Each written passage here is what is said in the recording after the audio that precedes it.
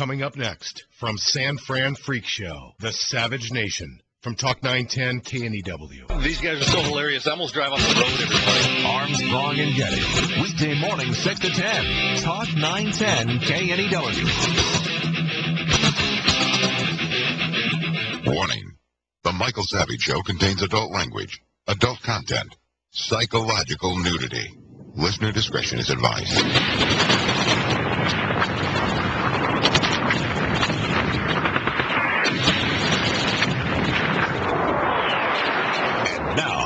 America's most exciting radio talk show, The Savage Nation.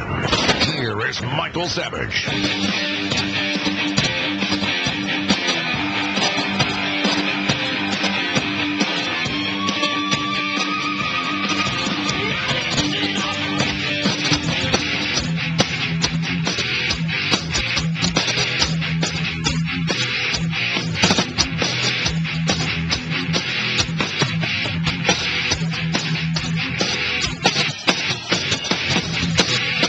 Note that our common prosperity also depends on orderly legal migration. All three of our nations have been enriched by our ties of family and community. I think of my own brother-in-law, who is Canadian. I think of the many Mexican Americans from Jalisco who found home in Los Angeles and Texas and in my hometown of Chicago. Now we understand what Obama's all about and who put him in office. Why would this man now be in Mexico at a time like this?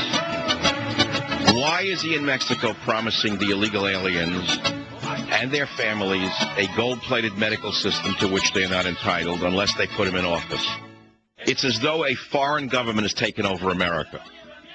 Now, this is not limited to the United States of America. That is a foreign government taking over a country. In the United Kingdom, a foreign government has taken over England. They may be on the way out, the Tories or conservatives may be on the way in, but right now, a Soviet-era government is running the United Kingdom. As you know, this illegitimate government in England picked me out of a hat to balance out the radical Muslims who are threatening the very existence of England. And in order to make the Muslims feel better, they included Michael Savage, American talk show host, not for anything he had done, and not for anything he had actually said, but for sound bites that were provided to them by Media Matters and other minions of Hillary Clinton, so best as I can understand. So if you don't think that there's a conspiracy between the Obama administration and what happened to me, you're mistaken. And I'm going to tell you again, Limbaugh, you listen to me. Hannity, you listen to me. Hemorrhoids, you better listen to me. You are going to be next. I'm warning all of you. You may think that you're going to skate above this, but you're wrong. And it's time for you to put aside your petty jealousies of Michael Savage and join me, because you're going to be next. In the next few weeks, I'm going to call upon every listener to this show. After the Labor Day weekend, I'm going to do everything one man can do. I'm going to try to get the few rational Democrats, the few rational Republicans who are left in this country to intervene on my behalf and get my name off this list of murderers and terrorists. Because your future freedom is at stake. Don't assume it's only about me. An article just came out in World Net Daily that you're not going to believe. It's up on michaelsavage.com under a different headline. It is something out of the ex-Soviet Union or something out of the ex-Nazi era in Germany. We have letters that we have produced and we're going to produce on this show that was sent to my lawyer that would make any American, liberal, Democrat, conservative, Republican, or independent, stand up and say this can't be going on in the United States of America. The fact of the matter is, the British government has demanded that I renounce myself and things I have said, even though I have not said them. My lawyer emphasized that I did not make these statements. In fact, they cite the New Yorker profile of Michael Savage and show that when careful research is done about me, they find that I'm not the man that they thought I was. The government said, we don't care what you say. He must renounce himself in order to be possibly removed from the banned in Britain government list. This is something that the Soviet Union specialized in. They would call in doctors, they would call in authors, they would call in musicians, they'd call in engineers, they'd call in teachers. Anyone who opposed the Soviet system was called before a bureaucrat on the order of one of the Obama minions and told to repudiate their views. even if their views were rational, even if they were reasonable, even if they were orderly and made sense and not violent. The Soviets said, you have become an enemy of the state, you must repudiate your views, and then we might take you off the list. The minute the individual repudiated the views that they didn't even state, they were sent to a re-education camp. What this government in England is trying to do is get me to say I said these things, but I didn't, so they can then say, well, since you actually said them, which you've just admitted, because you repudiated them, we're now going to keep you on the list forever with the murderers. Now you say, well, I'm sorry, Savage, but I could care less. We have bigger problems with Obama. Yes, you do, and yes, you do, and I understand that. But somehow in the mix of all of what is going on, somehow with the meltdown of our freedoms and the meltdown of our medical system, the finest in the world, and these cretins want to re-engineer an entire system when they can't re-engineer a pencil. They want to take the finest medical system in the world, despite all of its warts, and destroy it and rebuild it in some image that they don't even know what Frankenstein will emerge. I understand these problems are bigger than my own, but I can't be lost in the midst of this blizzard of troubles. I must be my own advocate. I must continue to remind you that my fight for freedom of speech is your fight for freedom of speech.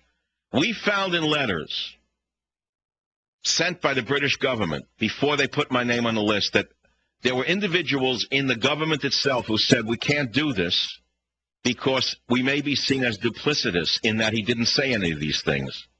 They went ahead anyway. Here's the quote right now. I think we could be accused of duplicity in naming Savage. The internal email communications included a message from an unnamed civil servant whose cautions were ignored. He said, I think we could be accused of duplicity in naming Savage. But they went ahead anyway.